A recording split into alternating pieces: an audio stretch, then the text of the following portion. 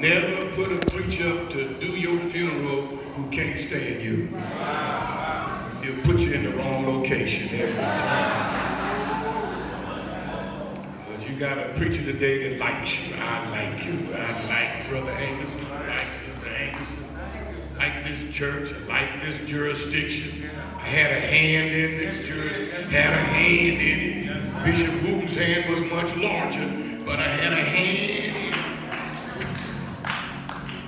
I like St. Louis. I like East St. Louis. Somebody say there's a difference. Try to keep the peace. We got to get on the bus and head back west, y'all. And so the other thing about an anniversary, don't put a preacher up who's going to get so anointed that he can't find his exit ramp. Don't ever put a preacher up who gets so anointed. Just can't sit down.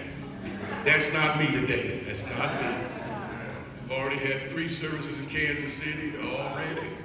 And I see my exit already. I can already see my exit. But let me just do this to keep the peace.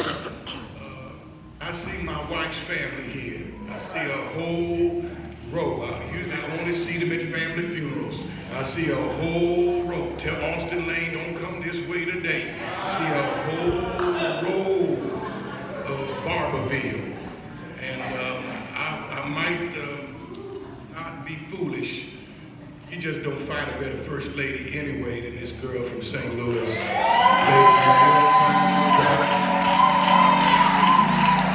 Choir, you sing well. Choir, you sing well. That's our traveling choir. Choir, you sing well. And I let you have some of my time. And I have a 2.5-page sermon. I just edited 1 page of it. I'm down to a page and a half. And usually I wouldn't impose on the first lady. But under the circumstances, would you allow her to greet the saints? Lady Marion Thuston. Clap your hands so she can say hello.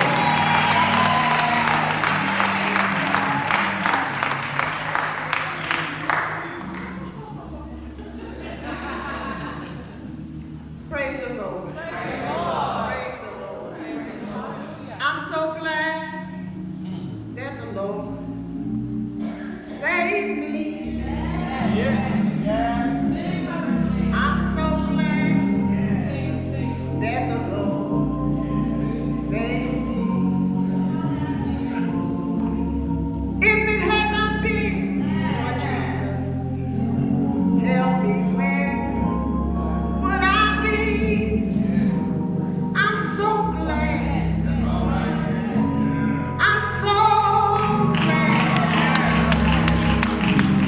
I'm so glad that the Lord saved. He saved me. Praise the Lord, saints. Praise the Lord.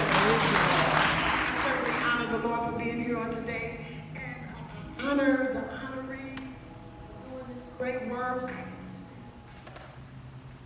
Bishop and Lady Hankerson. I'm glad to see Bishop Wooten and Lady Wooten down there. Praise God. I was looking for the girls. Praise God. Where are the girls? Where's Grace and Sarah? Yeah, Grace. Say no, Grace and Sarah. I've been seeing them forever. I've gotten so big, so I'm so glad to see them.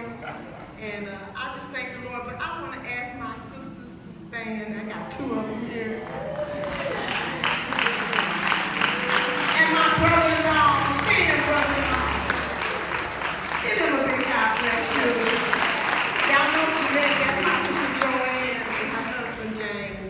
I'm so glad to be here on today. I'm not going to take up a lot of time, but I'm just glad to be here. I'm glad that the Lord saved me. Yeah. Aren't you glad that you're saved? Yeah. But more than that, I'm glad that the Lord put me in this work. You know, I love what I do in God, and I love God's people. Amen. I want you all to pray. And Bishop Thuston, he's amazing, right? Amen. He's amazing to me. Praise God. I just thank the Lord for what he's doing in his I was listening to one of the presenters. She said the Lord took us from rags to riches. And that's how the Lord is if you stay with him. You don't end up where you started out. Not if you stay with the Lord. If you stay with him and if you serve him. People say we must serve the Lord with gladness. And we come before his presence with singing. Yeah. And we got to know that he is the Lord. Yeah. He made us. Yeah. We did not make ourselves. And we are his people. We belong to him.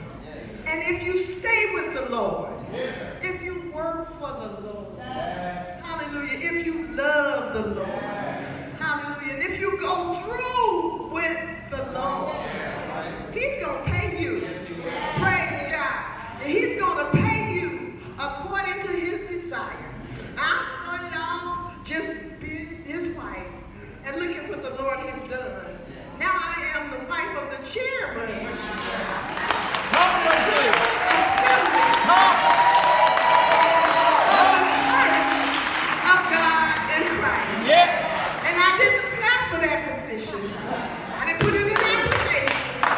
But God, in his infinite wisdom, hallelujah, Jesus.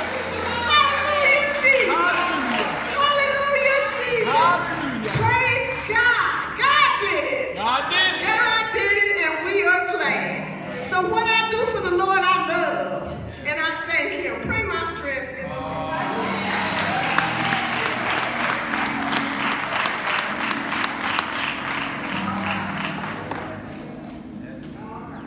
That's right. I'm so glad that the Lord saved me.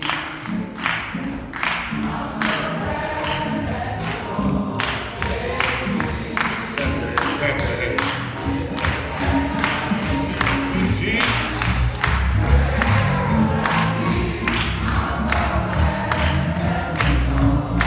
Bring it together. Bring it together. Like you mean. Oh, I'm so glad.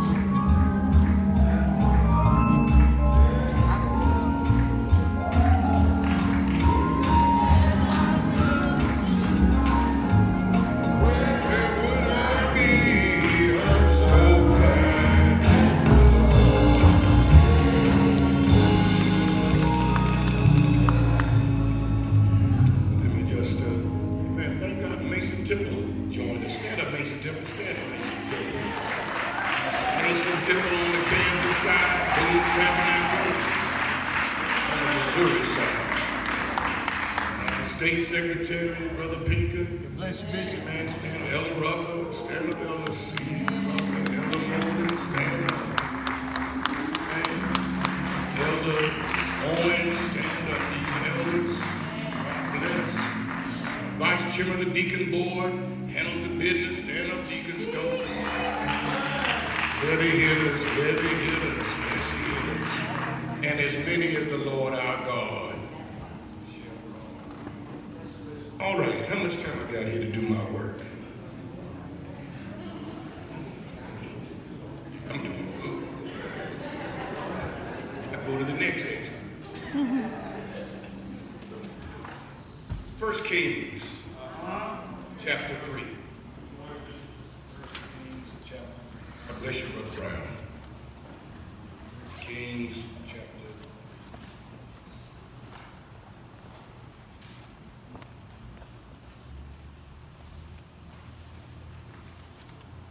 chapter 3 and verse 5. Got it, say, I got it. I got it. In Gibeon, where? Gibeon. Not Gideon, but Gibeon. the Lord appeared to Solomon in a dream by night. And God said, ask what you want me to give.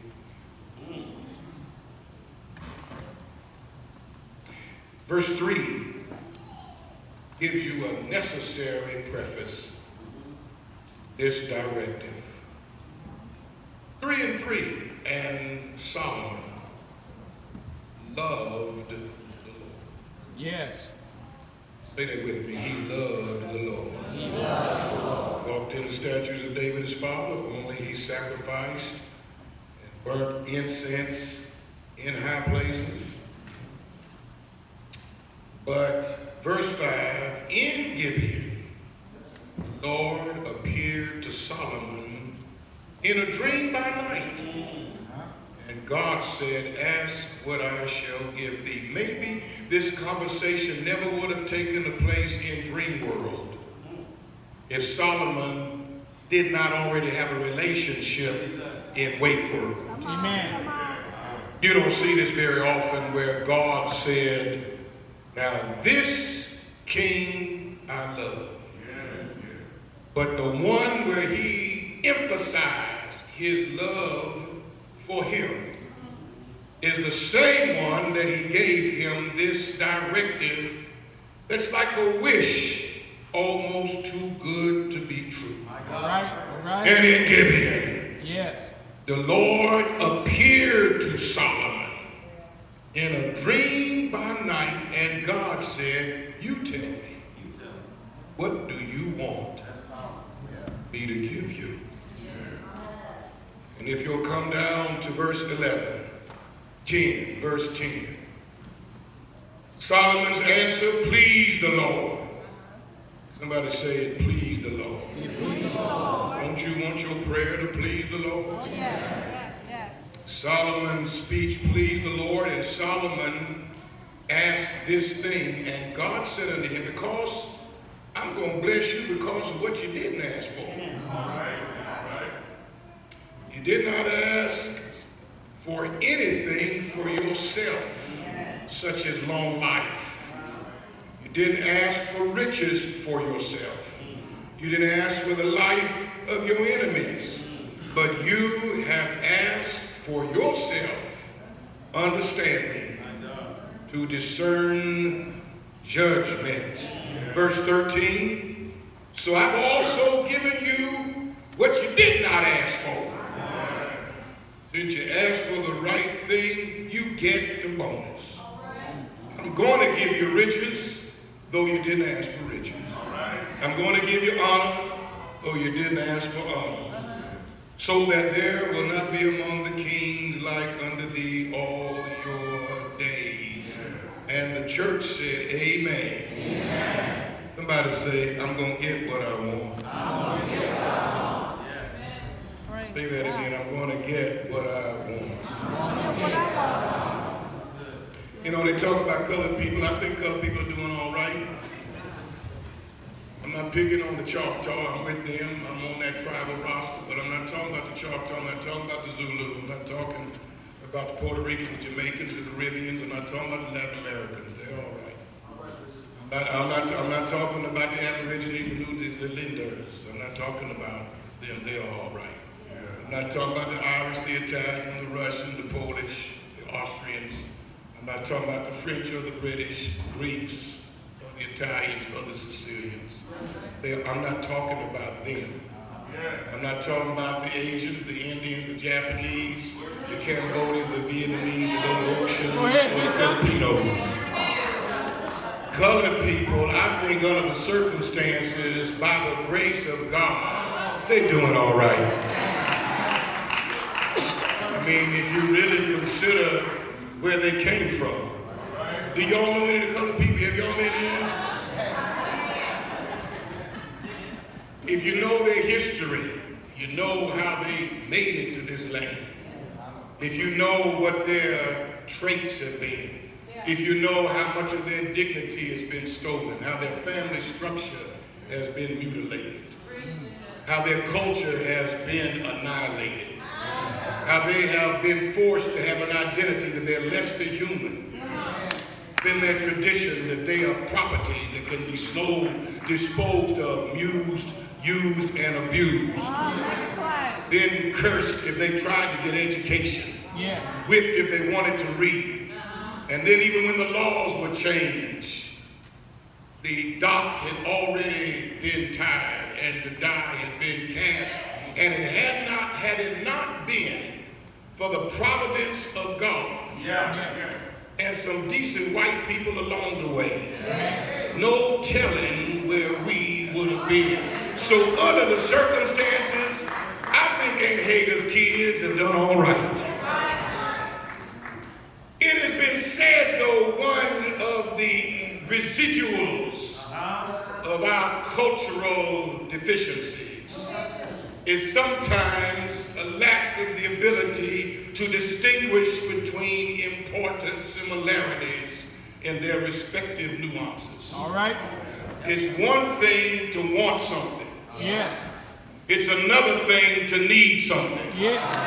And it's been said of our people that we've often gone for the bait and we ask for what we want and we beg for what we need. We seem to put a higher value on what we want. Yeah. And we lose the clarity on what we need. Yes, sir. We'll spend more money on a piece of chicken than owning the chicken coop. Amen. We're more interested in what shines on the outside than what has value on the inside. We will pay extra money for a big screen TV and not have health insurance. We'll be chilling like a villain, low riding, hairstyling, dyed, fried, laid to the side, and not get an education. And we sometimes are better at shacking than we are with solemnizing marriage. We got off to a bad start. But if we ever, as a people, can be clear on what we want and put that on a lower priority than what we need, then God will be able to do so much more than he's already done. See, Solomon said, I hear God asking me, what do you want? What do you want? Will you just ask somebody near you, what do you want anyhow? Out of all the choices to choose from this smorgasbord of delights, how long would it take for you to decide your answer if God gave you such a choice? Just imagine what would happen if you laid down to sleep tonight on the last Sunday night of the first month of 2019, and in some unmistakable way, God would say to you, here's your chance. Tell me what you want. I mean, you would know this is not, I had an incident today where I was informed by my technician that I'd been hacked by some Russian and my identity was about to be stolen. That's a bad thing to be on your way to the pulpit and you find out they about to steal all your important information. I made a pause button to answer that call. And in the interest of time, the conversation, the man began to ask me all these questions, and I'm not that computer savvy. Asking me, now, what is your IP? I said, let me think. What is your password? I don't know my password. What is your network? I said, wait a minute. Let me talk to the Holy Ghost. And the technician said, did you say you're talking to the ghost? I said, yes. I got to talk to my ghost. And the person said, can you hook me up to your ghost? I said, you asked the right question. Have you received the since you believe? Do you know that in short amount of time, we stopped the cyber bandit? I got my identity back. My credit has been preserved. I'm still me and nobody else but me. Thank God I got the right ghost. Tell your neighbor, be sure you got the right ghost. The Holy Ghost. You would know this is not an aberration. This is not a superstition. This is not your imagination running away with you. You would know this is not just being disillusioned. You're not just too sleepy to even have a clear dream. You would know this is not just a flashback. You would know this is not just wishful thinking. Right. But you knew it was God Almighty through the Holy Ghost saying to you, here's the moment you dreamed of. Yeah. Where God would tell you, tell me whatever you want. Yeah. Say yes. Yeah. Come on and say yes. Yeah. This is amazing because, you know, Solomon had problems in his life. Yeah. We usually are so amazed at his brilliance and his success. Look what he did, building a temple, the most auspicious facility that was built in that time. Amen. He had to learn to lead a military with no military experience. Amen. Defend the borders of the Israeli Empire with no statesmanship on his Bible. Amen. He had to learn to manage the commerce, the resources, the environment, the ecology of this new nation. He was only the third king. Amen. Can y'all hear me? Amen. And maybe our president can take a page from his book. He had to learn which walls to build and which bridges to burn. Father left him at an early age. His mother did not have a flawless reputation. Amen. David had a slippery example. His mother was Bathsheba, the ex-wife and widow of Uriah. Yes, sir. His brothers were envious of him. At least two of them tried to murder him before the crown was neatly on his head. But not only that, Solomon had problems. Somebody say problems. Don't talk about that too much, but he had many problems on top of that. He made the mistake of raising taxes that had never been done. He got on the wrong side of Hiram, his daddy's best friend, and the one that was resourceful and responsible for all of his lumber and his gold and his shipbuilding and his trade. Right. He even had conscription. He had temporary slavery, even in his own nation. And you know, the women got to him. Or maybe he got to the women. Either way you slice it, he had 700 concubines and 1,000 wives. That's a lot of women for any one man. Why don't y'all say holiness is right? Had a lot of problems in his life. He made alliances with those that he should have disassociated. And what you just read is very telling. It said he loved, the Lord loved Solomon, but Solomon loved the Lord, and yet he sacrificed and burned incense in high places. He loved the Lord, but he had some weaknesses. He loved the Lord, but he had some kinks in his armor. He loved the Lord, but he had some character flaws. Yeah. Maybe y'all don't hear me. Yes, sir. He loved the Lord, but sometimes he went too far. Amen. He loved the Lord, but sometimes he didn't go far enough. He loved the Lord, but sometimes he got weak in the knee. Yeah. He loved the Lord, but sometimes he was influenced by those that did not wish him well. Amen. He loved the Lord, but some of his associations loved the devil. Amen. He loved the Lord, but some of his appetites were mischievous. Yeah. He loved the Lord, but some of his plans were self-destructive. Yes, sir. He loved the Lord, but some of his wounds were self-inflicted. Yes, sir. He loved the Lord, but sometimes he danced to the blues. Yeah. He loved the Lord, but sometimes he did the okie dokie. He did the jerk. He did the swim.